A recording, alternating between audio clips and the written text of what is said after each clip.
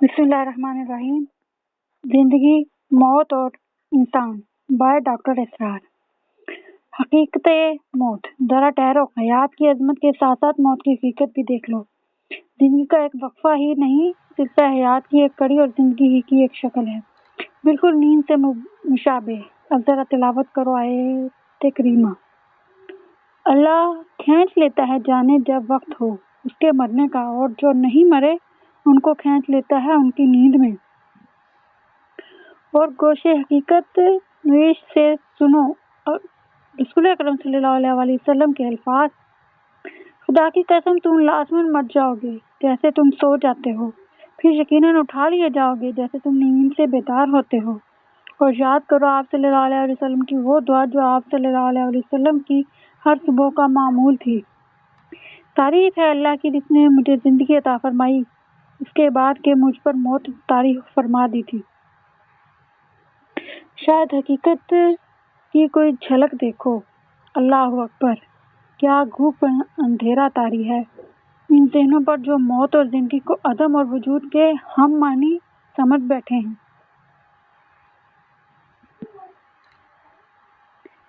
حقائق کے اس طرح درجہ بالا انکشاف کے بعد اب ذرا محسوسات کی دنیا سے لب بے بند و چشم بند و گوش بند ہو کر وجدان کی لامتناہی فضا میں چشم تخیل کو واگ کرو اور تحلیل حیات انسانی کا مشاہدہ کرنے کی کوشش کرو۔ اگر کر پائے تو ایک عجیب سا کیف محسوس کرو گے اور سرور و مستی سے ہمکنار ہو گے۔ اور کیا عجب کہ تمہارے منہ سے نکل جائے سبحان ما اعظم شانی۔ تو یہ حقیقت کا ادراک ہے۔ لوگ آسان سمجھتے ہیں مسلمان ہونا۔ حقیقت انسان۔ منصور کا یہ کہنا کہ خدا میں ہوں ایک انتہا کا، اور ڈارون کا یہ بولنا کہ میں بوزنا ہوں میں دوسری انتہا پر، لیکن کیا یہ معاملہ ایسا ہی غیر اہم ہے کہ کوئی دوست ہنستے ہوئے یہ کہہ کر ٹال دیں کہ فکر ہر کس بقدر ہمت و دست۔ سوال یہ ہے کہ حقیقت یہ ہے کہ وہ اگر ان دونوں کے مابین ہوئی ہے تو کہاں سے؟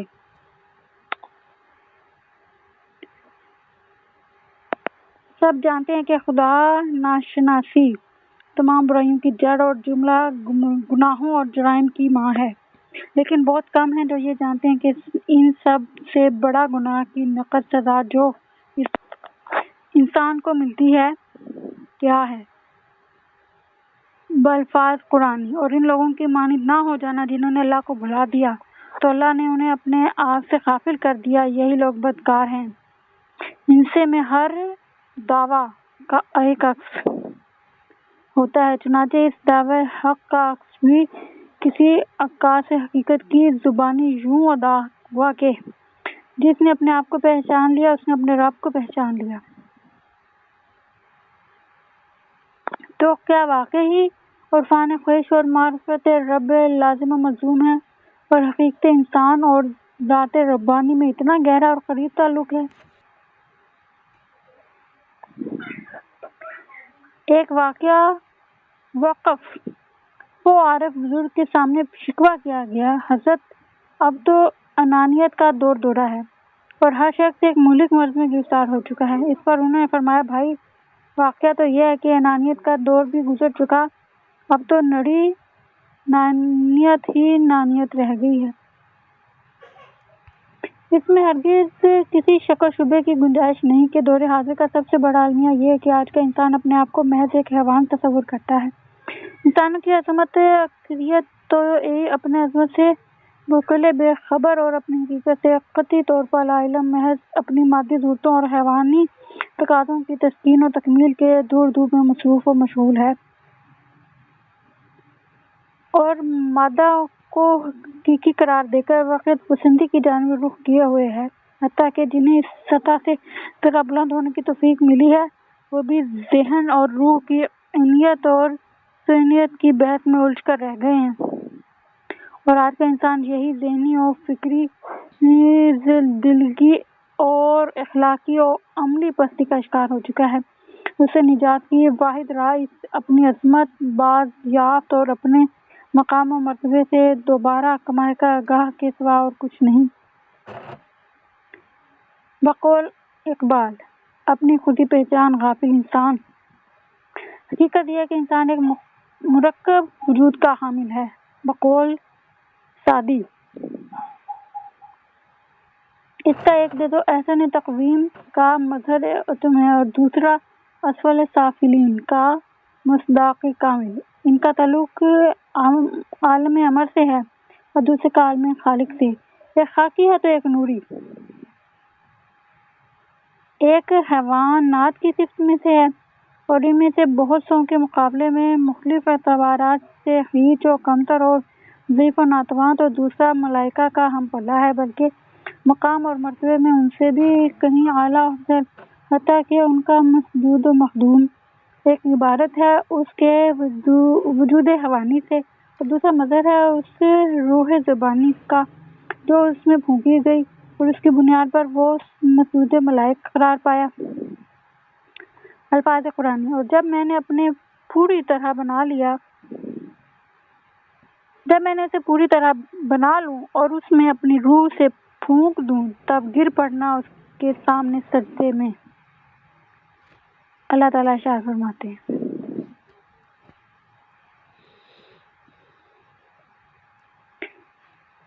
اب اصحاب دانش و بنش میں سے جن کی نظر اپنے وجود کے علوی جزو پر جم کر رہ گئی اور وہ اس کی عظمت اور الفت کے مشاہدے میں محو ہو کر رہ گئے، ان میں سے کوئی حیران ہو کر پکار اٹھا سبحانی ما اعظم شانی، کسی نے جذبے مستی کے عالم میں نعرہ لگا دیا انا الحق، اور کوئی کیف و سرور سے سرشار ہو کر کہہ بیٹھا لیس فی حبتی الا اللہ، اور جن کی نگاہ تحقیق و تفسیر انسانی کے وجود حیوانی ہی پر مرتکز رہی اور وہ اس کے بارے میں بحث و تمہیس اور اس کے متعلق تفقق و تحقق میں گم ہو کر رہ گئے، انہیں اس کا تعلق لا محالہ بندروں بنمانسوں اور گرلوں ہی سے جوڑتے بنے۔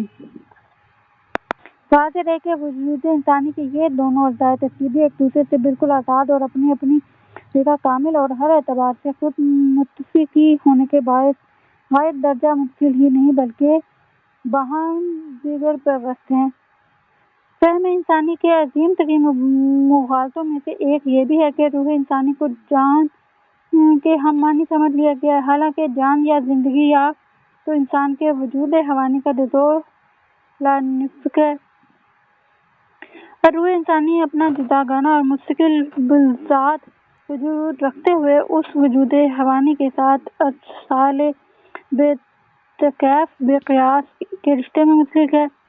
روح کے وجود حیوانی کے ساتھ اس اتصال کے ضمن میں کہاں اور کیسے کے سوالات ویسے ہی لاحقل ہیں جیسے خود یہ سوال کہ جان اور جسم کا تعلق کس نوعیت کا ہے اور کس عضو سے متعلق ہے۔ اگرچہ بہت خوب کہا کسی کہنے والے نے، جان نہاں در جسم اور در جان نہاں، اے نہاں اندر نہاں اے جان جہاں۔